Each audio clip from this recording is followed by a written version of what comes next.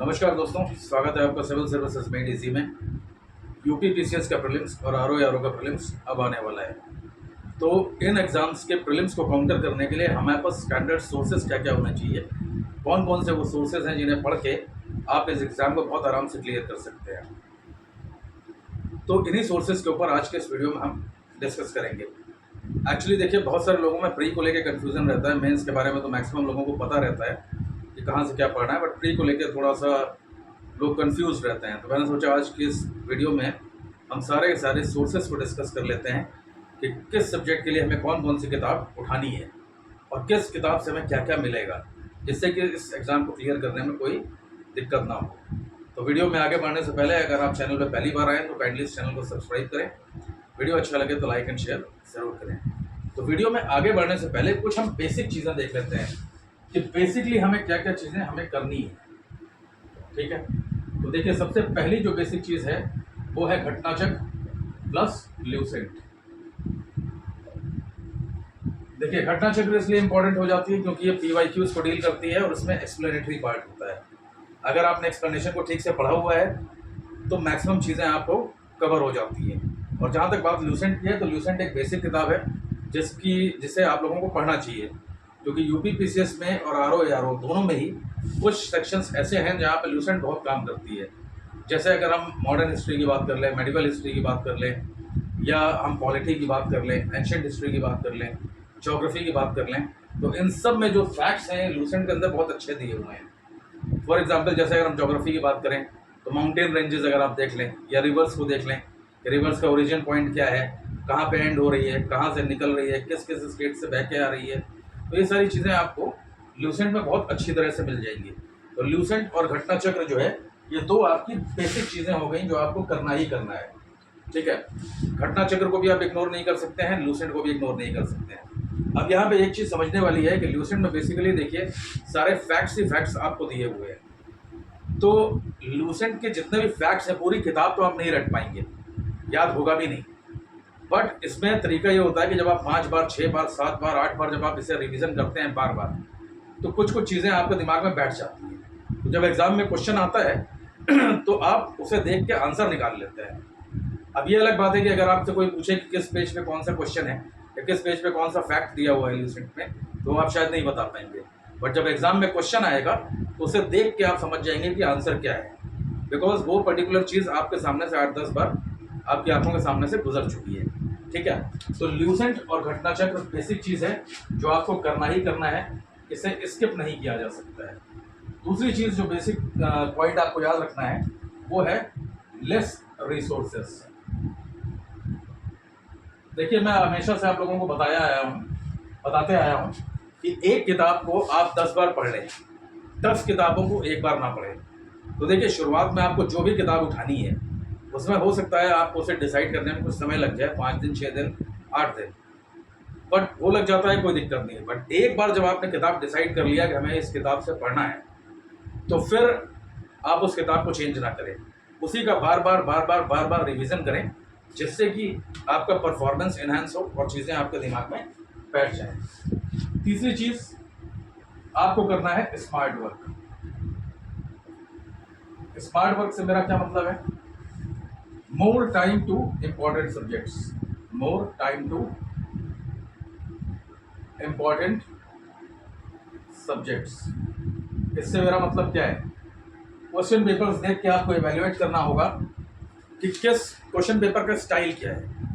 अब जैसे कुछ सब्जेक्ट्स होते हैं जहाँ से क्वेश्चन आता ही आता है, जैसे ज्योग्राफी से क्वेश्चन आएगा ही आएगा, हिस्ट्री से आएगा ही आएगा, पॉलिटी और इन्वायरमेंट से क्वेश्चन बनेगा ही बनेगा।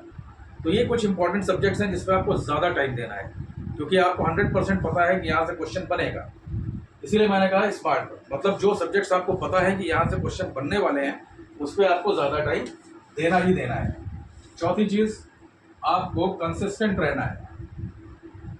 कंसिस्टेंट से मेरा मतलब है, ऐसा नहीं है कि हफ्ते में आपने 4 दिन तो 8-8 घंटे पढ़ लिया और बाकी 3 दिन आपने वेस्ट कर दिए, उससे काम नहीं चलेगा। आपको अपनी कंसिस्टेंसी बना के रखनी होगी। अगर आप 6 से 8 घंटे पढ़ रहे हो तो आपको हर दिन पढ़ना ही होगा। जब तक आप एग्ज़ाम क्वालिफाई नहीं कर लेते तब तक आपको अपनी कंसिस्टेंसी को बना कर रखना ही होगा। बिना कंसिस्टेंसी के सफलता नहीं मिलती है, ये याद रखिएगा। ठीक है। नेक्स्ट इंपॉर्टेंट पॉइंट जो मैं आपको बताने जा रहा हूँ वो है आपका कॉन्फिडेंस।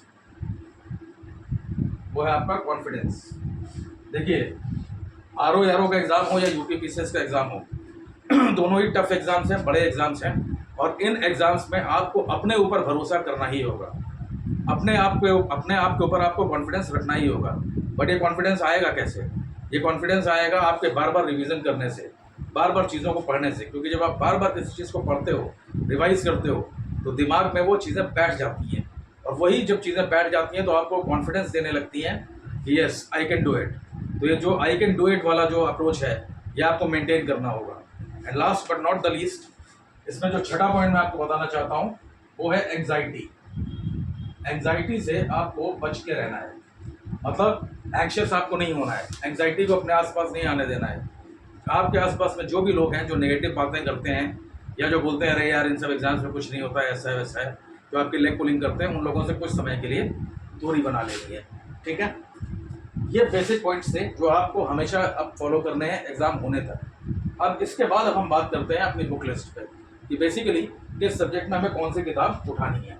ठीक है, तो अगर हम हिस्ट्री की बात करें तो हिस्ट्री में 3 सेक्शंस होते हैं, मॉडर्न, मेडिवल, एंशिएंट। तो अगर मॉडर्न की हम बात करें तो यहाँ आप ले सकते हो स्पेक्ट्रम, ये इंग्लिश मीडियम और हिंदी मीडियम दोनों में ही आती है। इसके अलावा आप परीक्षा वाणी ले सकते हो, ये केवल हिंदी मीडियम में आती है। और अगर इसके अलावा भी आप बुक चाहें तो पूनम दलाल दहिया की ले सकते हैं, पूनम दलाल दहिया। ये 3 किताबें अगर आप पढ़ रहे हो, एक्चुअली ये तीनों किताबें आपको नहीं पढ़नी है, इन तीनों किताबों में से जिसमें भी आप कंफर्टेबल हो उस किताब को उठाओ। और इन तीनों में ही इतना सफिशिएंट मैटर दिया हुआ है कि जो भी क्वेश्चन आते हैं वो इसके अंदर से कहीं ना कहीं फंस जाते हैं।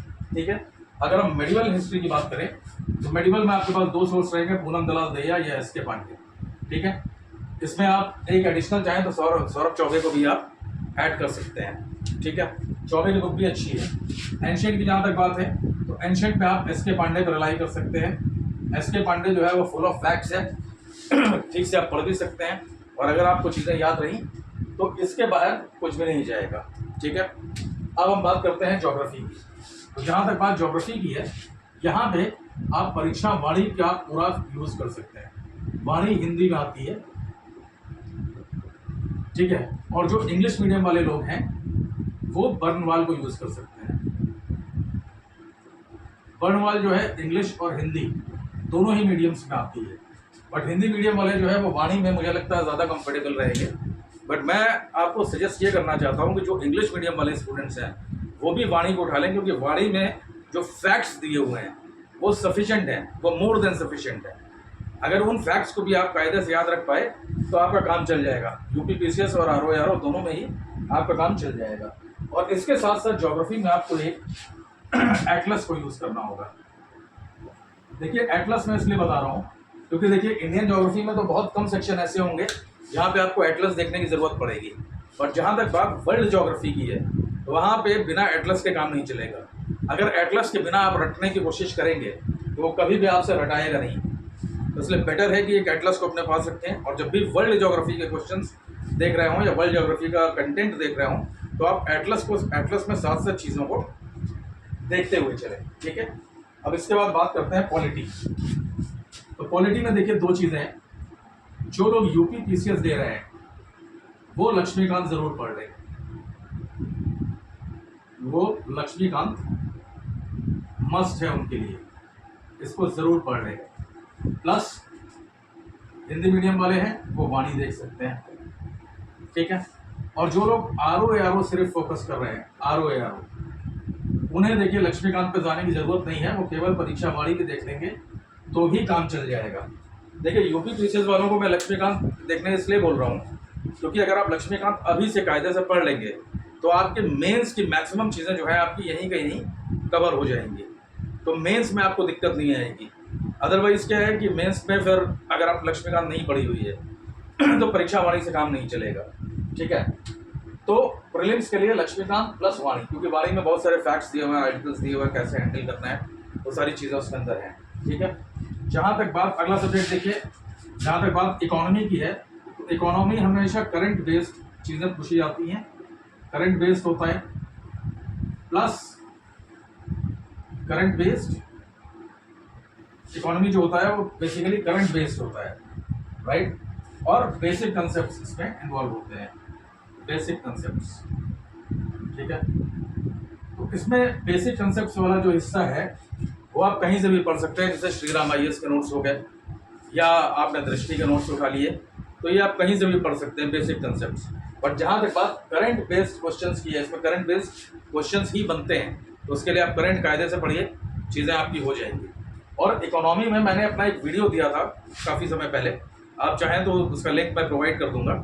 उसके अंदर मैंने इंपॉर्टेंट कीवर्ड्स की एक लिस्ट दे दी है, ठीक है, और उसमें मैंने पूरा डिटेल में बताया इकोनॉमी कैसे हैंडल करना है, तो उस वीडियो का मैं लिंक दे दूंगा, जाके देख लीजिएगा।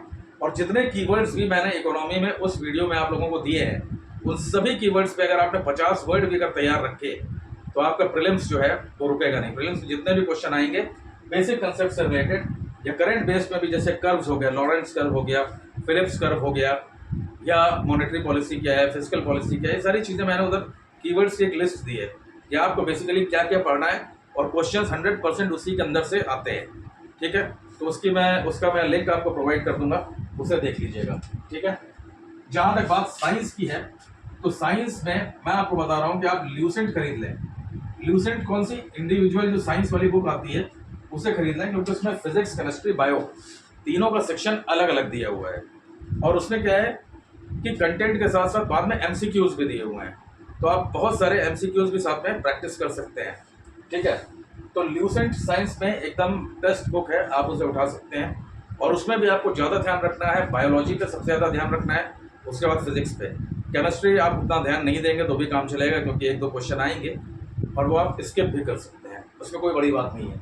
और साइंस में एक चीज़ हमेशा याद रखिएगा, यहाँ जो भी क्वेश्चंस बनेंगे वो बेसिकली अप्लाइड साइंसेस पे बनेंगे, अप्लाइड साइंसेस पे। इस टर्म को थोड़ा सा ध्यान रखिएगा, मतलब ऐसी साइंस जिसका एप्लीकेशन हो, उस एप्लीकेशन के ऊपर ही बेसिकली क्वेश्चंस बनेंगे। तो साइंस में अगर ल्यूसेंट है और ल्यूसेंट के साथ अगर आपने घटना चक्र अगर कर रखी है तो वो आपके लिए मोर देन इनफ है, सफिशिएंट है। उससे ज़्यादा आपको साइंस के ऊपर कोई समय बर्बाद करने की जरूरत नहीं है, ठीक है। नेक्स्ट देखते हैं एनवायरनमेंट। एनवायरनमेंट पे देखिए, हिंदी मीडियम वाले वाणी को फॉलो कर सकते हैं, वाणी की भी अच्छी है, और इसके साथ साथ शंकर आईएएस के जो नोट्स आते हैं, शंकर आईएएस, इसकी जो बुक आती है, अगर आप इसे ले लेते हैं तो मुझे लगता है एनवायरनमेंट का जितने भी बेसिक कंसेप्ट्स हैं वो सब इसके अंदर कवर्ड है। वाणी आपको फैक्ट्स दे देगी, ठीक है। तो हिंदी मीडियम वाले वाणी को ले सकते हैं, इंग्लिश मीडियम वाले शंकर आईएएस को फॉलो कर लें। शंकर आईएएस एक अच्छी किताब है, और इसमें एनवायरनमेंट से रिलेटेड सभी डिटेल्स और सभी बेसिक कंसेप्ट्स यहाँ हैंडल किए गए हैं। तो ये 2 सोर्सेज आपके एनवायरनमेंट के लिए काम करेंगे, प्लस इसको आपको सप्लीमेंट करना होगा करंट अफेयर्स से, क्योंकि एनवायरनमेंट में जो करंट अफेयर्स में चीज़ें हो रही हैं वो भी यहाँ पूछेंगे, ठीक है। अब इसके बाद जो नेक्स्ट इंपॉर्टेंट चीज़ है वो है सेंसस और अर्बनाइजेशन। सेंसस और अर्बनाइजेशन के लिए वाणी की एक पतली वाली बुक आती है, परीक्षा वाणी की, आप उसे ले लें। उसके अंदर सेंसस और अर्बनाइजेशन को उन्होंने कायदे से डील किया हुआ है।